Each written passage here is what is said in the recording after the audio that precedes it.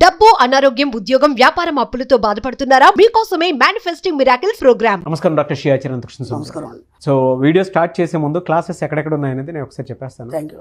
అనంతకృష్ణ స్వామి గారు conduct చేయబోయేటువంటి classes 19th January 2025 హైదరాబాద్లో ఉంటుంది, 26th January 2025 విశాఖపట్నంలో ఉంటుంది, 2nd February 2025 తిరుపతిలో ఉంటుంది, 9th February 2025 రాజమండ్రిలో ఉంటుంది, 16th February 2025 బెంగళూరులో ఉంటుంది, అండ్ 2nd March 2025 విజయవాడలో ఉంటుంది, 9th March 2025 అనంతపూర్లో ఉంటుంది.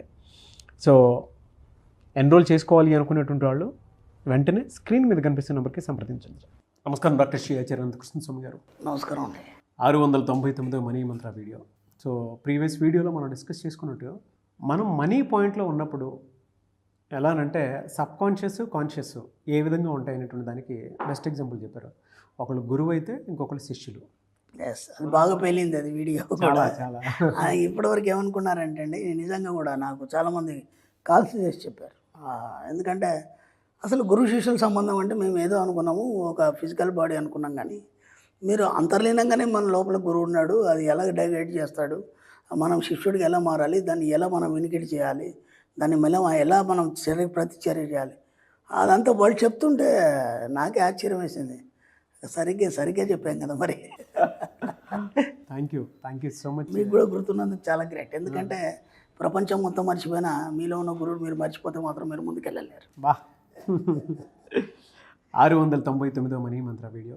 ఈ వీడియోలో ఏం చెప్తున్నా, ఇక్కడ విచిత్రం ఏం జరుగుతుందంటే, ఈ వాక్యం ఎంత బాగుందంటే, నీలో నిద్రాణంగా ఉన్నటువంటి ఆత్మను మేలుకొలపడగడం అలవాటు చేసుకోండి.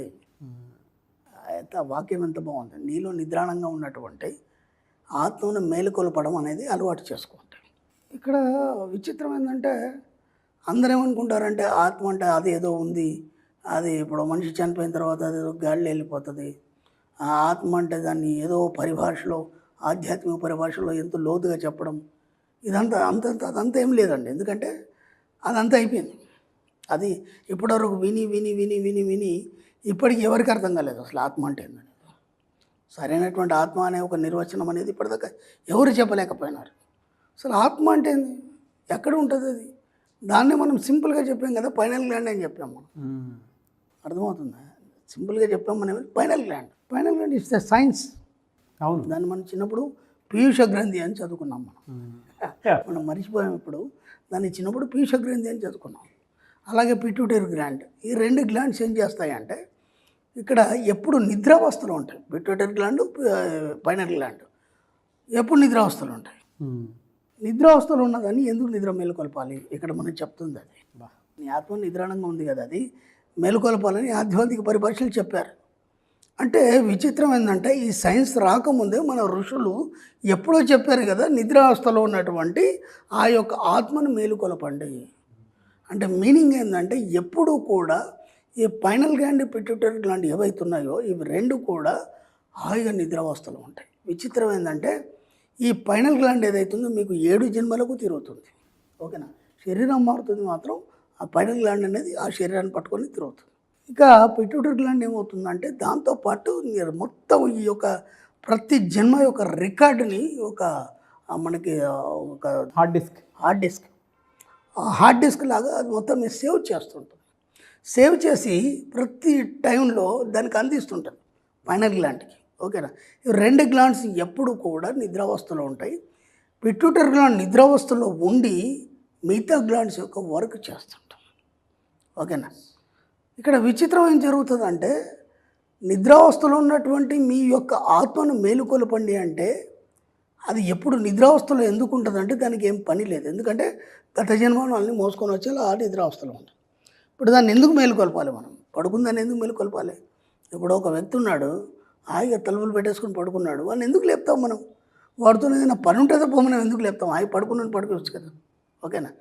మన శాస్త్రంలో ఒక సిస్టర్ చెప్తారు, 3 సమయాల్లో ఎవరి మనం భంగం చేయకూడదు. ఒకటి, నిద్రావస్థలో ఉన్నవాడిని, బాగా నిద్రలో ఉన్నవాడిని మనం అవసరమైతే తప్ప వాడిని నిద్ర లేపడానికి లేదు. భోజనం చేసేప్పుడు కూడా అవసరమైతే తప్ప భోజనంని మనం డిస్టర్బ్ చేద్దాం. 3వది, ఎప్పుడైతే ఇద్దరు కలుసుకుంటున్నారో భార్యాభర్తలు కానీ కామ సమయంలో కూడా డిస్టర్బ్ చేద్దాం. కాబట్టి అంత చక్కగా నిద్రావస్థలో ఉన్నటువంటి పైనల్ గ్లాండ్ని మనం ఎందుకు డిస్టర్బ్ చేయాలి? మేలుకొలపడం అలవాటు చేసుకోవడం అని చెప్పాడు ఇక్కడ. అలవాటు చేసుకోండి అంటే నిరంతరం నువ్వు దాన్ని ఒక అలవాటుగా మార్చుకోండి మేలుకొలపడం. ఎందుకు అంటే ఇప్పుడున్న ఈ జన్మకి చైతన్య పరిణామం చెందడానికి జాగ్రత్త అవస్థలోకి నువ్వు వెళ్ళడానికి నిరంతరం దాన్ని మేలుకొలపాలి. బా ఎందుకంటే నువ్వు ఉన్న జీవితం ఏదైతుందో చైతన్య పరిణామం చెందలేదు. నువ్వు ఒక పువ్వు వికసిస్తుంది, ఓకేనా, సూర్యరశ్మితో వికసిస్తుంది. అలాగే ఒక జంతువు నిద్ర మేలుకొని తన ఆహారం కోసం వెతుక్కుంటుంది, ఓకేనా. మళ్ళీ దానితో డబ్బు సంబంధం లేదు మనకి, అర్థమైందా? దానికి డబ్బుతో సంబంధం లేదు, కానీ మనిషికి డబ్బుతోని సంబంధం. అలాగే ఈ యొక్క చైతన్య పరిణామంలో జీవన వికాసానికి సరిపడా తను సంపాదించుకోవాలి కాబట్టి చైతన్య పరిణామం చెందాలి. కాబట్టి చైతన్య పరిణామం చెందాలన్నప్పుడు నీ యొక్క నిద్రాణమైనటువంటి ఆ యొక్క ఏదైతే మనకు ఆత్మ ఉందో దాన్ని మేలుకొలపడం అనేది అలవాటు చేసుకోవాలి. ఎందుకంటే నువ్వు ఒక స్తబ్దంగా ఒక రాయిలాగా పడి ఉండడం అనేది నీకు అలవాటు అయిపోయింది. అంటే ఇది ఎలా అయిపోయిందంటే నీ జీవితం అనేది ఒక రొటీన్ లైఫ్. అంటే ఉదయం లేచామా, ఆఫీస్కి వెళ్ళామా, వచ్చామా, అప్పులు చేసుకున్నామా, ఉన్నంతలో బతికామా, అయిపోయింది. కానీ ఈ సృష్టిలో ప్రతిదీ కూడా చైతన్య పరిణామం చెంది అన్నీ వికసిస్తున్నాయి. నీ జీవితంలో వికసనం ఎక్కడుంది? నీ జీవితంలో వికసనం లేదు కదా, అంటే కొత్తదనం లేదు కదా. కొత్తదనం ఏదైతుందో దాన్ని చైతన్య పరిణామం చెందడం అంటారు. ఆ చైతన్య పరిణామం చెందడానికి నీ యొక్క కొత్త ఆలోచనల్ని నీ ఆత్మకి ఇవ్వడానికి దాన్ని మేలుకొల్పాలి ప్రతి క్షణం. దానికోసం నువ్వు దాన్ని లేపడానికి అలవాటు చేసుకోవాలి. ఇప్పుడు నువ్వు ఉన్న జీవితం వేరు, నీ కొత్త జీవితాన్ని నువ్వు ఎలా తీర్చిదిద్దుకోదలుచుకున్నావు? నువ్వు ఒక గొప్ప ఆత్మగా నువ్వు రూపం దాల్చుకున్నావా? నీ ద్వారా ఇతరులకు నీ యొక్క శక్తిని ప్రసరింపజేయదలుచుకున్నావా? నీలో ఉన్నటువంటి అనంతమైన ఎనర్జీని నువ్వు ఎలా బయటికి తీయాలి?